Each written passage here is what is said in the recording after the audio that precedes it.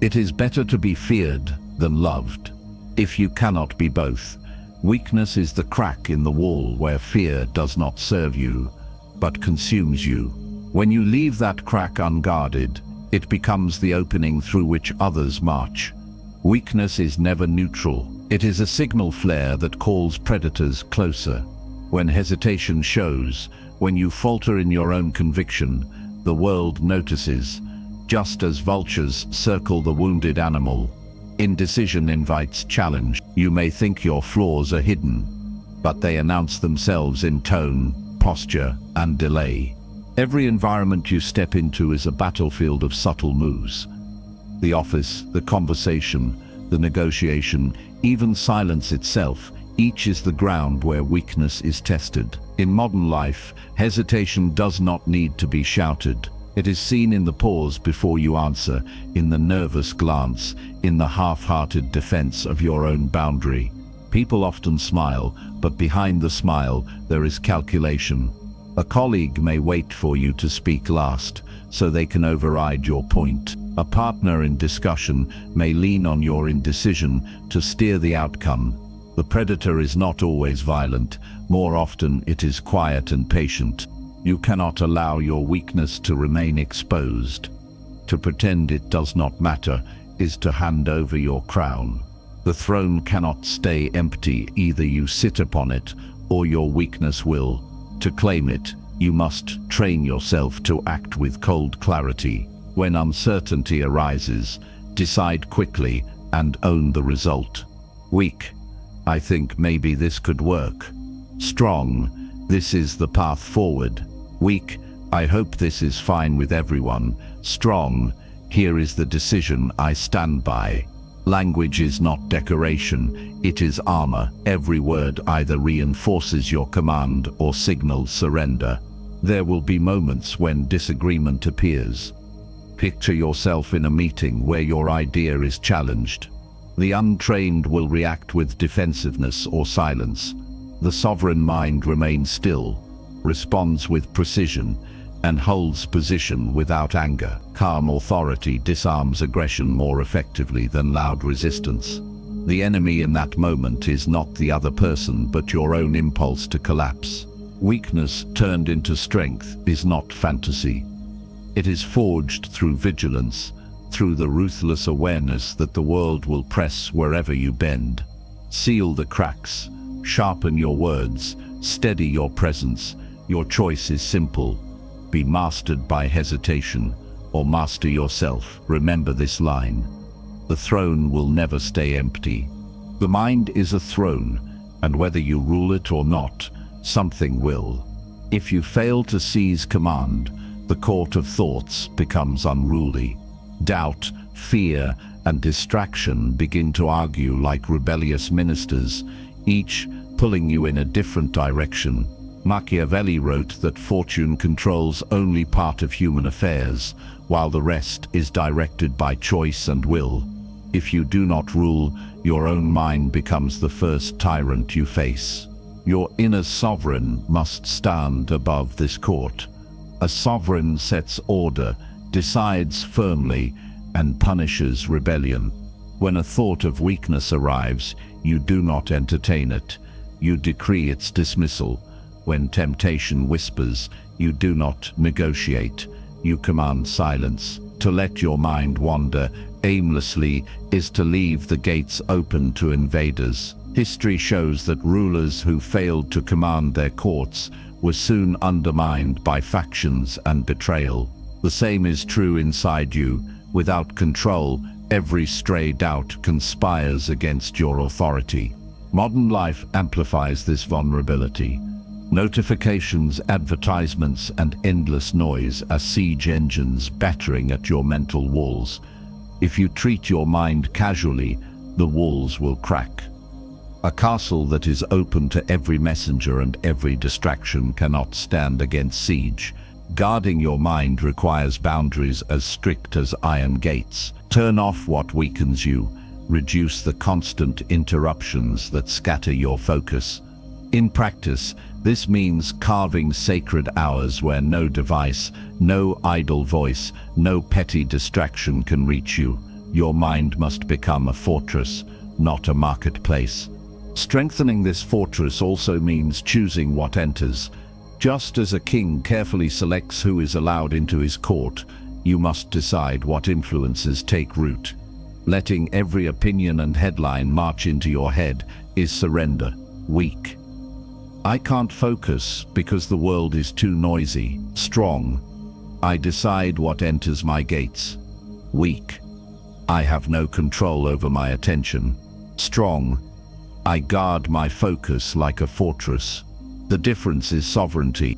There will be times when others press you to bend. Imagine a group demanding your immediate response, but you have set aside that time for concentrated work. The weak mind gives in to appease. The sovereign mind holds the line calmly. You do not lash out. You state clearly that this time is protected, and you return to your task. Calm resolve disarms the challenge without chaos. Every throne comes with chains or a crown. If you rule your mind, it becomes the crown that empowers every decision, every strategy, every step you take. If you neglect it, those same thoughts and impulses harden into chains that bind your will. The battlefield is not somewhere distant. It is within your own head. Guard it, command it, and fortify it. Rule the mind, or the mind will rule you. The morning is a battlefield, and the first hour is the clash that decides the war of the day. If you hesitate at dawn, the enemy of inertia takes ground before you have even drawn a sword. History shows that commanders understood this truth.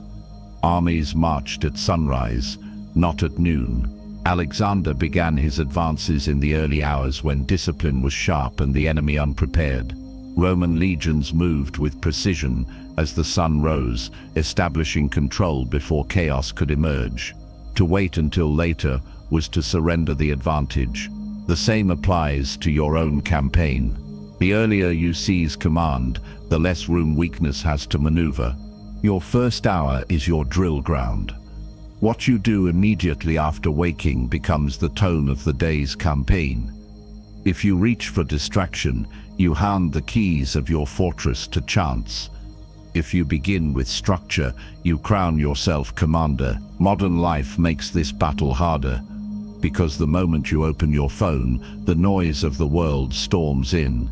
News, messages, demands, each is an enemy soldier breaching the gates.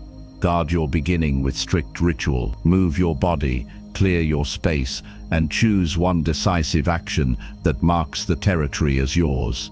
Weak, I'll see how I feel before starting. Strong, at this time I begin. Weak, I'll check what others need first. Strong, I secure my ground before giving it away. These are not words for comfort. They are commands that shape your presence. Picture the enemy you face each morning. It is not a rival in armor, but the silent pull of sleep, the haze of laziness, the scattered impulses of chaos. They wait at the gates of dawn, hoping you will roll over, hoping you will postpone, hoping you will let them inside. The only defense is to rise and move before they gather strength. By acting with discipline at the very start, you seize ground they cannot reclaim. Consider a simple conflict. A colleague once pressed me to handle their urgent request first thing in the morning. The weak path would have been to abandon my plan and scramble to please. The strong path was to calmly state that my first hour was committed to strategic work and that I would respond afterward. No hostility, no apology, only clear command. The result was respect rather than friction, because order always commands more than chaos. Each morning, the throne of the day is empty. The throne will not wait for indecision. Either you sit upon it through decisive ritual, or weakness claims it before you rise. Command the dawn, and the day will follow. Win the morning, win the war. Stillness is not surrender. It is the sharpened edge of command, the weapon that waits unsheathed while others burn their strength in noise. Generals have long known the power of the pause. Armies that attacked recklessly often collapsed, while those that held ground and advanced with patience won lasting victories. In chess, the master does not rush every move. He studies the board, lets the opponent overextend, then strikes with precision. The pause is not delayed, it is a calculation. To wait deliberately is to turn time into a weapon. In your own life, the same principle applies. The world around you is loud, filled with constant reaction. People rush to speak first, to respond instantly, to fill silence with words that weaken their position. Yet silence can unnerve more than argument. When you do not rush to answer, you command the rhythm of the exchange. Consider a meeting where everyone pushes for your agreement. The weak impulse is to blurt a yes or no, hoping to end the tension.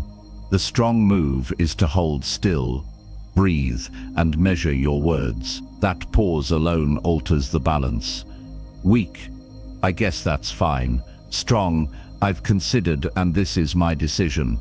Weak, I don't know, maybe.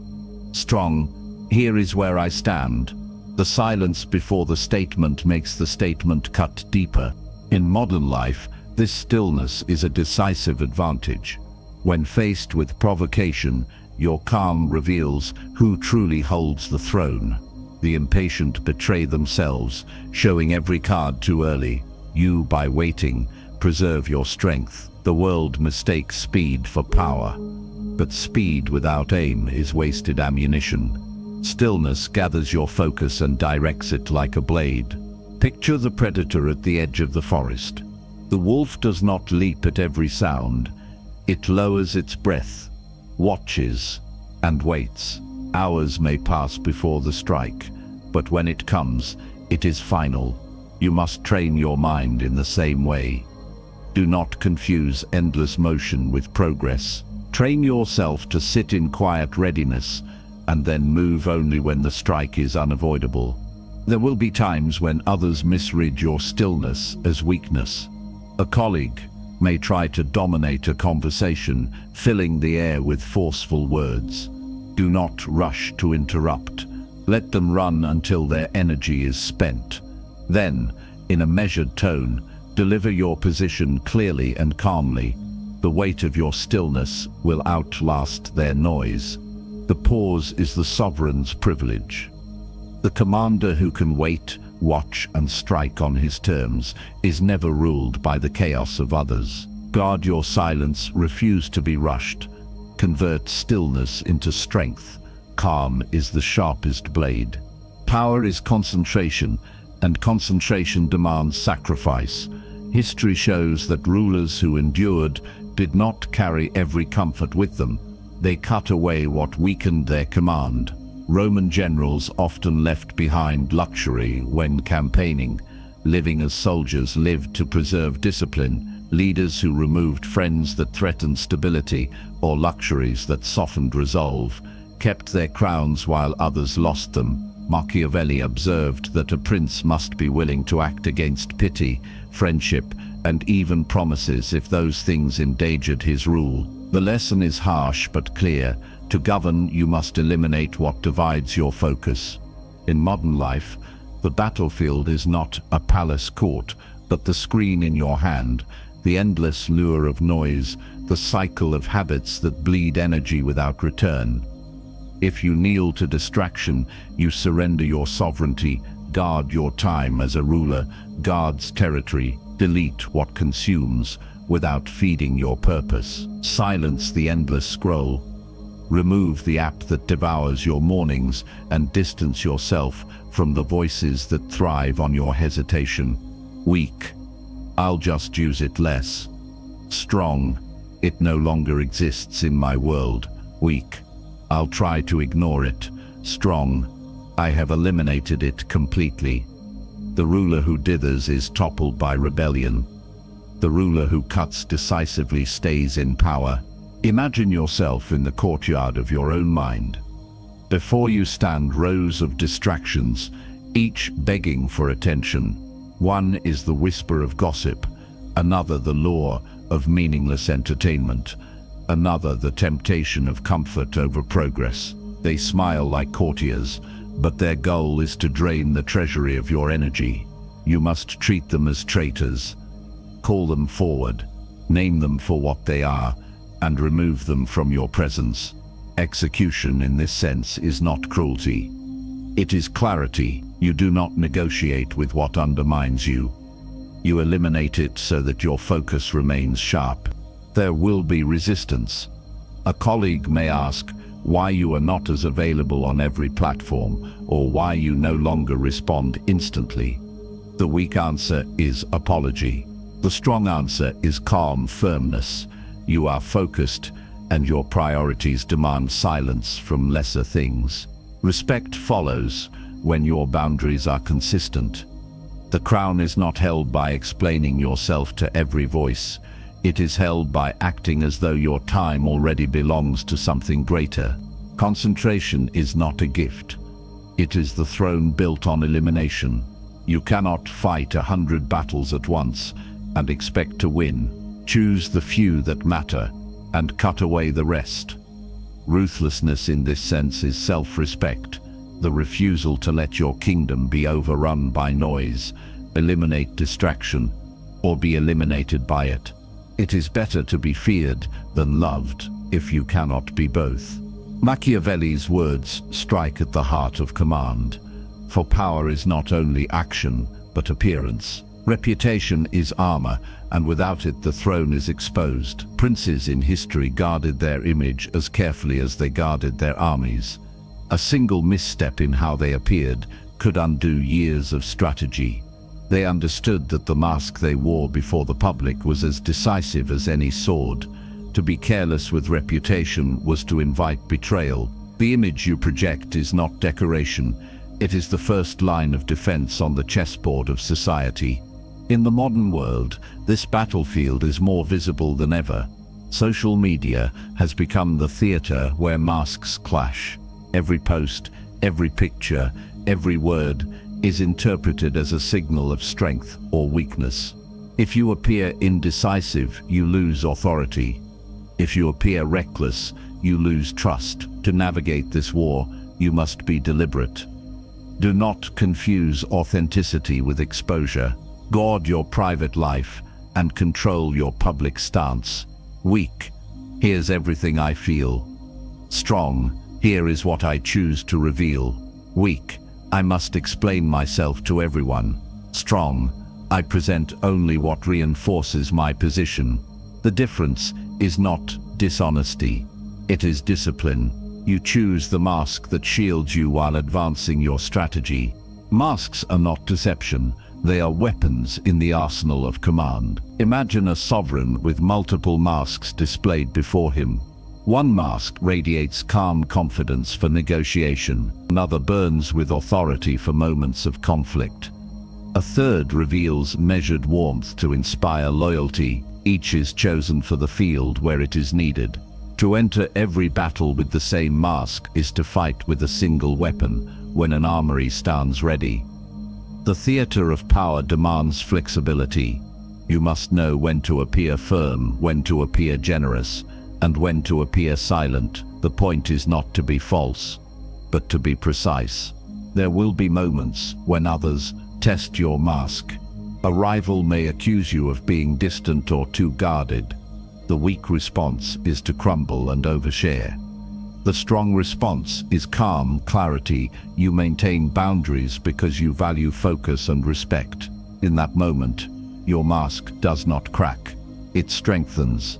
Authority grows not from yielding to every demand, but from holding steady in the face of pressure. The world plays by appearances, whether you acknowledge it or not. If you ignore this, others will write your image for you, and you will be ruled by their judgment. If you master it, your mask becomes armor, weapon, and throne all at once. Control the mask, control the power. It is better to be impetuous than cautious, because fortune is a woman, and if you wish to master her, you must conquer her by force. Machiavelli understood that hesitation is often deadlier than error. History is filled with figures who acted as cold executors, cutting swiftly when delay would have destroyed them. Political assassins, whether literal or strategic, knew that survival required decisive elimination. Roman leaders often struck first against rivals before rivals struck them. Their power was not built on endless reflection, but on the willingness to act without flinching when the moment demanded. The lesson is not cruelty but clarity. You cannot allow indecision to paralyze you when command is required. In modern life, this assassin is decision-making at its sharpest. Leaders who survive scrutiny and chaos are those who move firmly while others drown in hesitation. Consider a CEO forced to cut failing projects to preserve a company's future. Critics attack, voices protest, but survival depends on the blade of choice. Weak, I don't want to upset anyone. Strong, this must be done for stability. Weak, I'll wait until it's safe. Strong, I will act now because delay is a risk. Every role of leadership demands such executions, whether of ideas, commitments, or directions. The difference between collapse and command is the willingness to cut away what no longer serves. Inside you live this same executor, the blade within. Imagine him as an assassin waiting in the shadows of your mind. He is calm, unshaken, and silent until called. He does not chatter, he does not hesitate. When you summon him, he strikes cleanly, removing doubt, removing weakness, removing distractions. Most people never call upon him, fearing the finality of his strike. Yet without him, your kingdom is overrun by unfinished tasks, unmade decisions, and boundaries you never enforced. To rule, you must learn to command this inner assassin, not fear him. There will be times when others test this side of you. Perhaps a peer presses for compromise that drags you away from your principle. The weak path is to bend out of comfort. The strong path is to state firmly, without hostility, that your position is final. Calm firmness is execution in conversation. It closes the matter, leaving no opening for continued erosion. Your blade in that moment is not violence, but clarity. The assassin within is not cruelty, but necessity. He ensures that your throne does not topple under the weight of indecision. Call on him when hesitation clouds your vision. Command him to strike when weakness lingers. Without his presence, your sovereignty dissolves. With him you cut cleanly, preserve order, and hold power.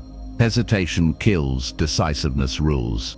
Rome itself was founded under the image of the wolf. The myth of Romulus and Remus shows two abandoned children sustained by the milk of a she-wolf, a predator that became a mother to the empire. For Romans, the wolf symbolized strength, ferocity, and endurance. The animal was not tame, but wild, dangerous, and sovereign. That symbol carried into the legions, who marched with standards marked by the wolf's presence.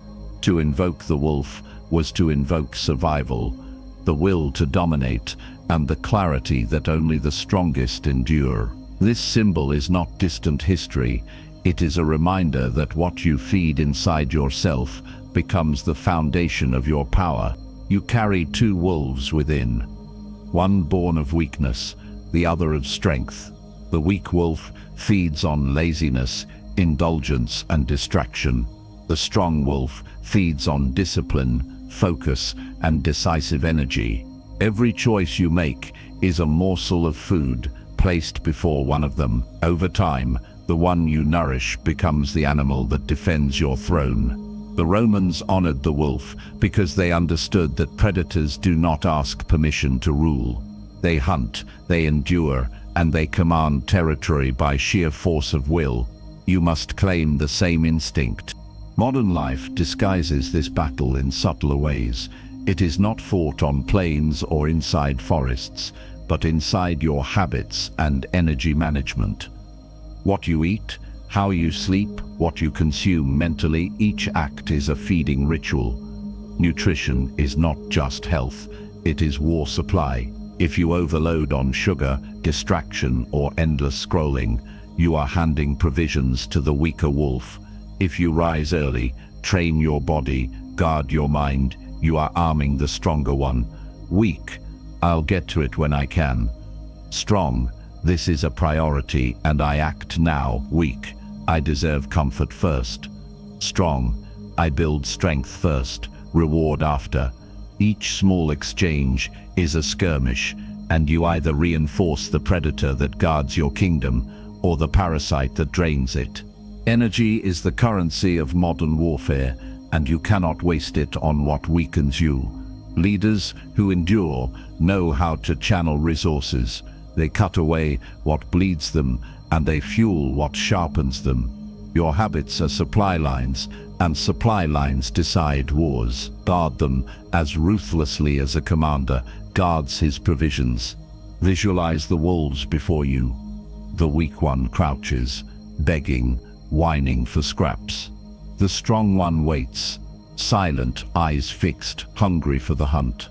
Whichever you choose to feed multiplies and eventually commands your army. If you consistently hand food to weakness, you will find yourself surrounded by a pack of limitations. If you train discipline, sacrifice, and clarity, soon you are no longer one wolf.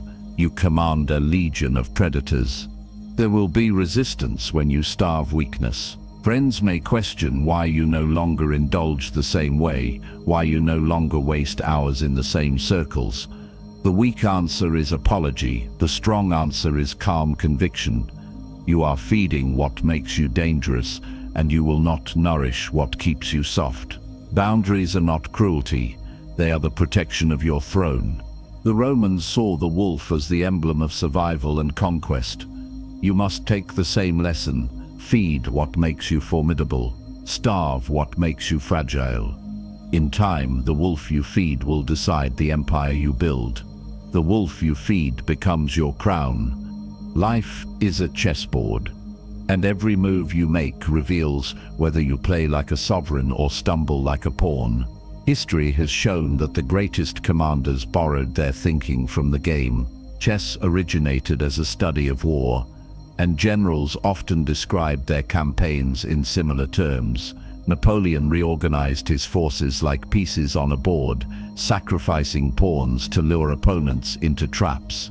Others studied terrain and timing as if the battlefield were a grid, where each position carried weight and meaning. The principle remains: life is not chaos. It is structured. Every piece matters. Every weakness can be shifted, and victory belongs to those who think beyond the immediate move. Modern life demands the same strategic vision. Business is played like chess, where companies position themselves, anticipate rivals, and sacrifice smaller ventures to secure larger markets. Politics operates on this board as well. Leaders choose alliances, test their opposition, and use patience to outmaneuver competitors. You may not command armies, but you face the same calculation. The projects you start, the people you invest in, the habits you maintain, each is a piece on your board. If you move impulsively, you weaken your position. If you think with discipline, you extend your reach. Weak, I'll decide when forced. Strong, I decide before I am cornered. Weak, I just react. Strong, I play 3 moves ahead. In strategy, the one who reacts always kneels to the one who plans. The most overlooked truth of the chessboard is the power of the pawn. It begins weak, limited, often dismissed. Yet the board is designed so that if the pawn advances with patience and endurance, it can ascend to the highest rank, transforming into a queen. This is not metaphorical fantasy. It is a practical reminder that even your smallest, most fragile qualities can be leveraged into weapons. A weakness can become a crown if you position it correctly. The skill you neglect, the discipline you avoid, the small effort you overlook, each could be a pawn that, if pushed forward consistently, turns into unmatched strength. Picture yourself facing pressure at work. A rival presents their ideas aggressively, hoping to dominate the room. The weak response is to match their aggression without preparation. The strong response is to remain composed, knowing your structure is sound.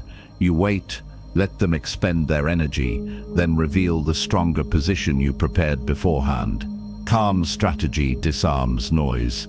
The board bends to foresight, not to loudness. Life is not a random roll of dice. It is a match of endurance, patience, and placement. Each move you make builds the future shape of the board. Do not complain about the pieces you have. Master them. Do not despair at being a pawn. Advance. Do not waste moves on vanity. Plan for victory. The chessboard is already before you, and the throne belongs to the one who sees it clearly. Play the board, not the moment. Discipline is not born in grand moments. It is forged in ritual, hammered into you like iron at the blacksmith's fire.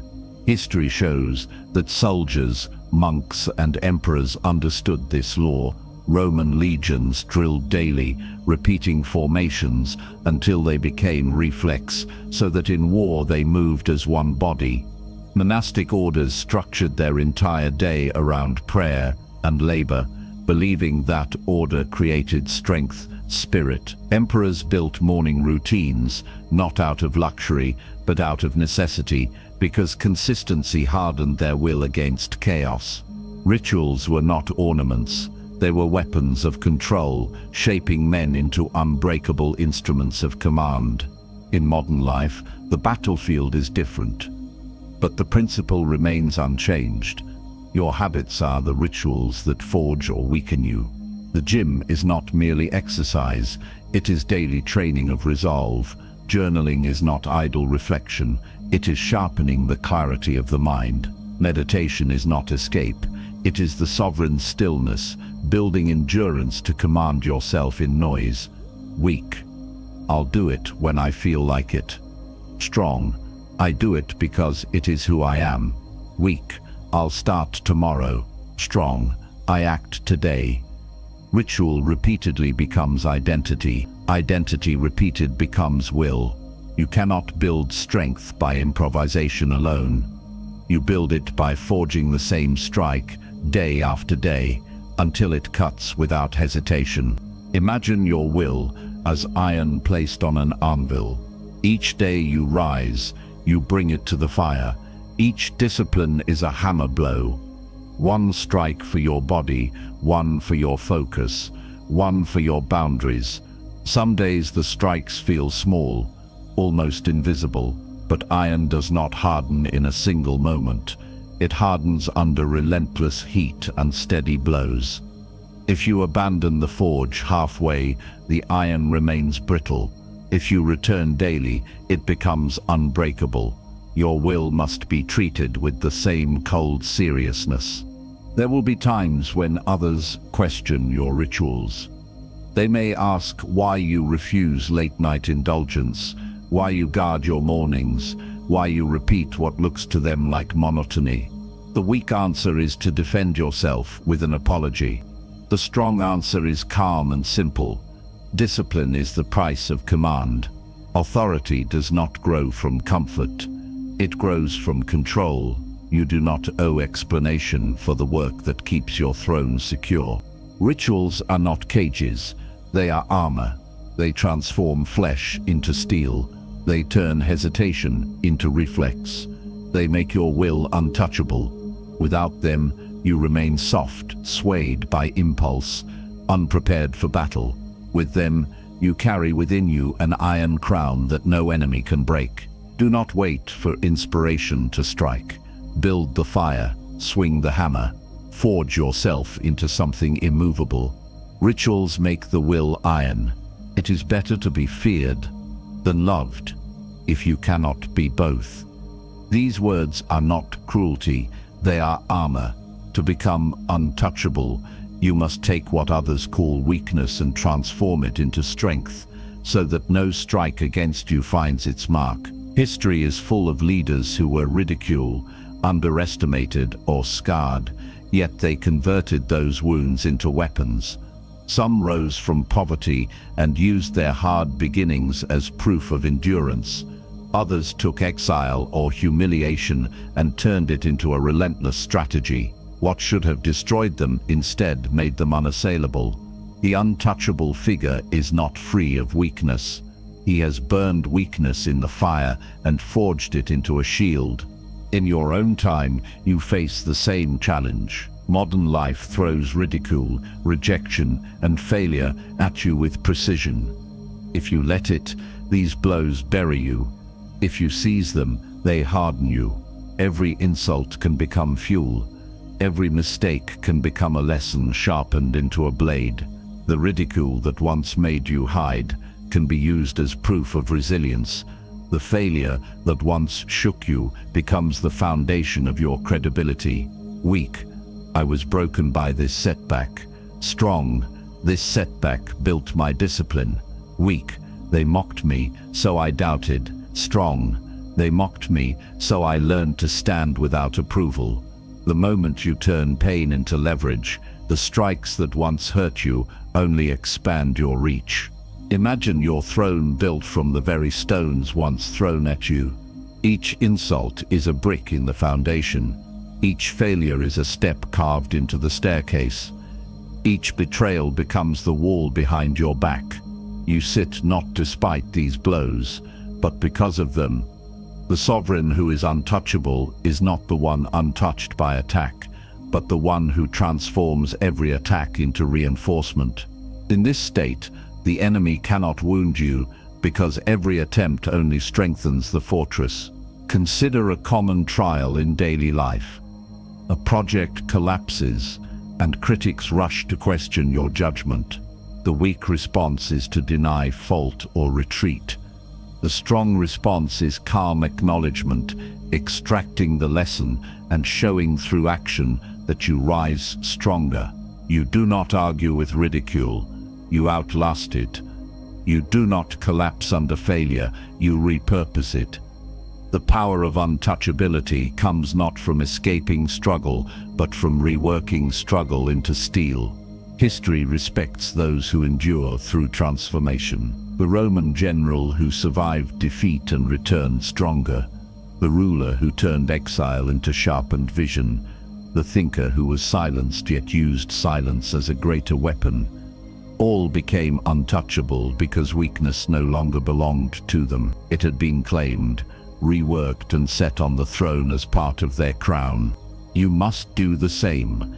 Gather your failures, your scars, your humiliations, and refuse to let them remain as chains. Melt them down, forge them into weapons. Build your fortress with the very material others thought would bury you. When you master this alchemy, you cannot be destroyed, because even in defeat you are constructing the next form of your strength. To become untouchable is not to escape wounds, but to guarantee that every wound makes you stronger. Weakness does not vanish, it obeys you. It becomes armor, it becomes the throne, it becomes a weapon. Transform weakness into steel, and no hand can reach you. It is better to be feared than loved, if you cannot be both. These words are the steel crown of command, and they prepare the ground for the cold sovereign, the one who has mastered every weapon, turned every wound into armor, and risen beyond the reach of ordinary men. To arrive here, you must gather all principles, the stillness of patience, the rituals of iron will, the masks of appearance, the cuts of ruthless elimination. None alone is enough, but when they converge, you become something more than the sum of parts. You become unshakable. Think of history's cold rulers who lived by synthesis. The general who blended caution with daring. The king who mixed generosity with ruthlessness. The strategist who alternated silence with sudden strikes. Their strength was not one dimension, but the convergence of many. Stillness by itself could be mistaken for weakness. Ruthlessness without restraint could become cruelty. But together, controlled in balance, these weapons formed the cold sovereign, a figure feared, respected, and impossible to dislodge. In the modern world, the throne is invisible, yet the choice remains. Every day you face two thrones, the throne of mastery and the throne of surrender. Either you sit upon the first, or you are ruled by the second. This is not abstract. If you master your mind, your time, and your habits, you rule. If you allow distraction, indulgence, and hesitation to hold the crown, you are ruled. Weak. I will try when it feels right. Strong. I command myself regardless of feeling. Weak. I wait to be chosen. Strong. I choose myself before the world decides. These are not mere words. They are positions on the chessboard of life. One declares sovereignty, the other concedes it. Picture yourself in conflict. A peer challenges your position, hoping to corner you. The untrained mind collapses, rushes to defend, or retreats into silence. The sovereign does not. You pause with stillness, not from fear, but from calculation. You deliver your stance calmly, without apology. The room bends toward the one who does not bend. This is the difference between being ruled and ruling yourself. Authority is not volume, but composure under fire. The cold sovereign also carries an immortal dimension. Imagine yourself as steel forged by fire, no longer flesh that bends under pressure. Every wound you suffered has been reforged into plates of armor. Every failure is now a sharpened blade at your side. Every weakness that once exposed you has become a wall behind your throne. You no longer fear betrayal, insult, or failure, because each only adds material to your fortress. The sovereign is not untouched by life's battles. He is reshaped by them until nothing remains soft, nothing remains vulnerable. This transformation is not fantasy. It is the practical result of discipline repeated, wounds analyzed, and perspective sharpened. Those who collapse under hardship become softer, more fragile. Those who use hardship as a forge become harder, more precise, in politics, in war, in personal life. The ones who endure are not the ones with no weakness. They are the ones who learn to weaponize weakness. This is the essence of the cold sovereign, to be untouchable, not because the world stopped attacking, but because every attack was absorbed and converted into strength. In today's world of exposure and noise, this principle is more vital than ever. People reveal too much, surrender too soon, and crave approval. The sovereign reveals only what strengthens the mask. He withholds what weakens. He does not chase applause. He demands respect through action. The modern sovereign cannot be cancelled, shamed, or mocked into collapse, because the material of his strength is already made from those same tools of attack. He is unshaken, because the very fire meant to destroy him has already been used to forge him.